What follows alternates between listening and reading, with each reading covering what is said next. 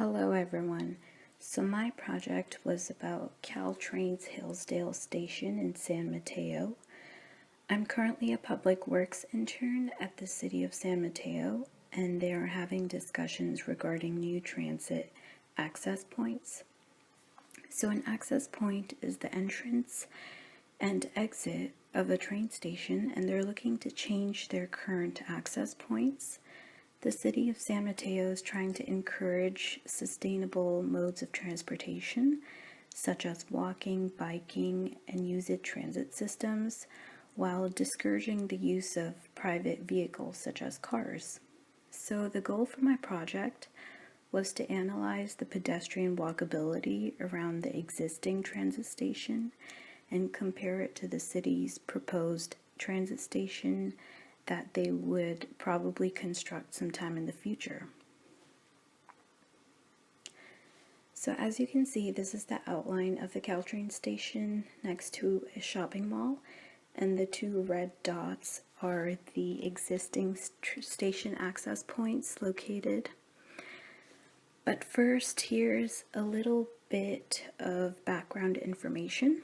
San Mateo prides itself in being a sustainable city which focuses on people and pedestrians, and by putting their safety first, prioritizing them before private cars.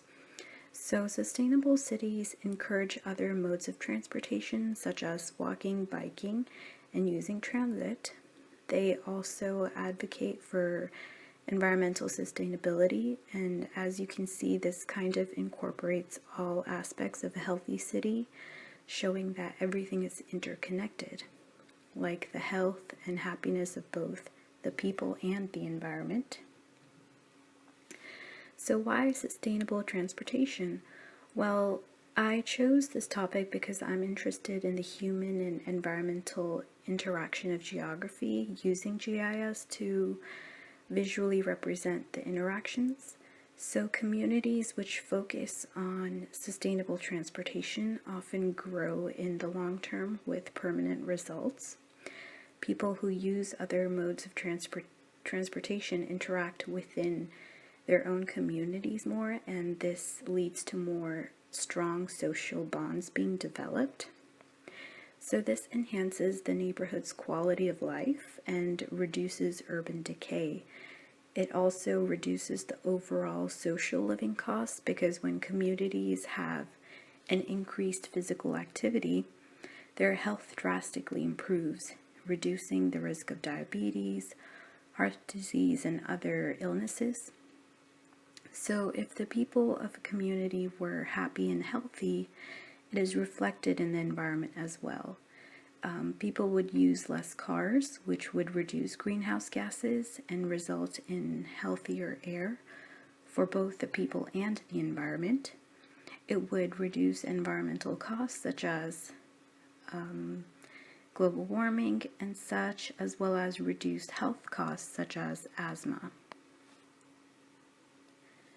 So in order to analyze if a transit station is walkable for pedestrians and within reach, so they don't have to use private cars, ped sheds or walk sheds are created, and this is basically a land area within a defined walking range of a specified location.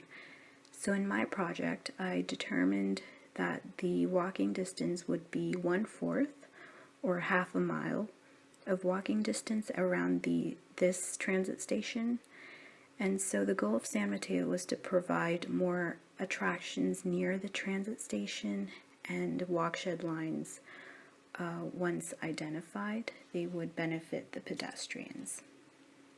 So some indicators of walkability in order to make the environment more pleasant for pedestrians include the presence, condition, and characteristics of sidewalks, such as curb width, the amount of greenscapes and the barriers between the pedestrian and the traffic, just to name a few. It includes crosswalks, pedestrian amenities such as streetlights, furniture such as benches, trash cans, street trees, and so forth. It also includes features which reduce traffic speed, such as speed bumps, traffic circles, and these features lower the speed of traffic and thus the volume, which makes it more pleasant for people using other modes of transport. Land use is also important because if land use is mixed, then people can walk easily from their residential area to a nearby commercial area. Mixed use is usually located near service and amenities, which includes parks and open spaces, so people can walk more and reduce the need to drive cars. And streets are often interconnected and have a grid pattern rather than cul-de-sacs. The streets are also narrow and scaled down to the size of pedestrians, and thus they have shorter blocks and intersection density. So San Mateo is striving to be a transit-oriented development, and therefore they're proposing new transit access points, and I wanted to see if this would make walking easier for pedestrians, or so they claim, compared to their current access points. So I thought the best way to do it would be to rate the walkability of street segments within walking distances of the transit station access points. I used the network analyst to create and identify service areas for the half-mile and 1/4 mile buffers. I used an index created by the city to analyze the walkability quality for pedestrians. I then used vector overlays to identify intersections which were best suitable for walking. And the data I used were all from the City of San Mateo's database. It was easy for me to get it because I work there. And I used their existing street center lines as a substitute for sidewalk data around the station. Similarly, I used their proposed street center lines since they're planning to change that in the future. I manually plotted the existing transit access point based on the data from the planning department and plotted their proposed access points from the city's plan. I used the city's land use map as well to rank street segments in order to see how suitable they are for pedestrians. So this is the walkshed I was left with after all of the analysis. The blue polygon is the service area walkability based on the network analysis from the street segments. This is currently where pedestrians are able to walk based on the buffers I built. The buffers were straight line buffers at a walking distance of half-mile around the existing train station locations. Then I clipped the streets to the half-mile straight line buffer and converted the street center lines into a data set network, which served as a walking network. And as we learned in class, that networks can be developed from a range of edge feature sources, junction feature sources, and turn feature sources. So for the walkability analysis, I used the street center lines as an edge feature class. Then I created a network buffer as a walkshed area, which was half-mile around a train station. And on a side note, I was doing the same steps for the proposed transit access points as well, and I will show you the results in comparison to this existing walkshed.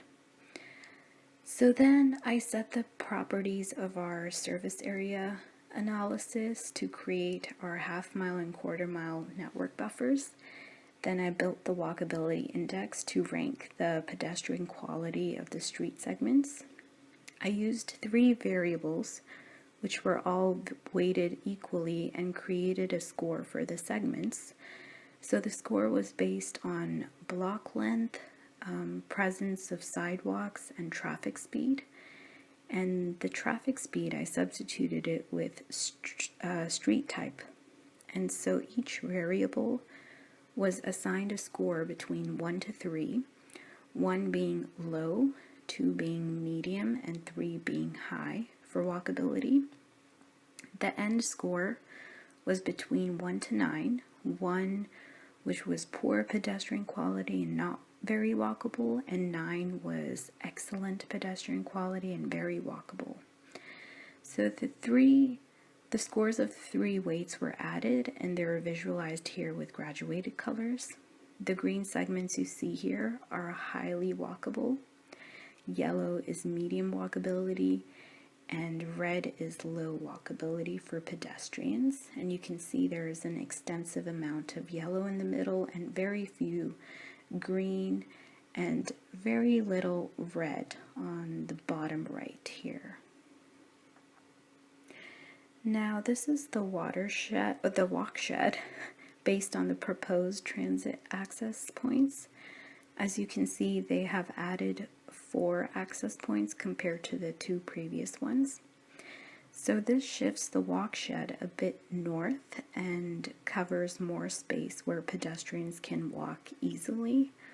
More street segments are walkable, which allows pedestrians to have more access to the service area, which includes stores and other social amenities seen here. Therefore, I think the new transit access points will drastically improve both the social and environmental aspects of the neighborhood. More people would probably drive less since walking is more pleasurable now and you can reach more areas. It would also increase the economy of businesses around the area, which would benefit the people again. Some limitations I had for this project is the lack of some data, mostly sidewalk data, which really doesn't exist in the city of San Mateo. They usually base their sidewalk data from the center lines of streets, and so I think this would affect the data a bit with some inconsistencies. The results also depend on the rankings aside for walkability, and so the result would change if they were ranked differently.